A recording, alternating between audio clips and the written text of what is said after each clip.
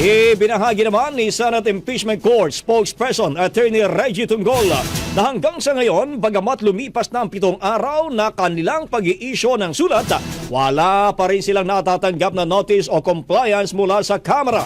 Ayon kay Tunggol, ngayon lang din niya naranasan ang pagkwestiyon sa kredibilidad ng impeachment court na mga litigants o na mga individual na sangkot sa paglilitis. Kasunod nito, pinayuhan niya ang Kamara na imbis na atakihin sila ay gamitin ng kanilang oras sa pagpasa agad ng mga kinakailangang dokumento na kanilang hiniling bilang impeachment court. Sinabihan din niya ang mga ito na maghanda sa pagharap ng mga abogado ni Vice President Sara Duterte sa korte. Maliban pa roon, hinimok niya ang mababang kapulungan na tigilan na ang pag-atake sa kanila bilang hindi naman silang kaaway ng mga ito kundi ang defense team ng Vice Presidente. Ang bahaging ito ay hatid sa atin ng Fast Relax. Tanggal ang sakit, ora mismo.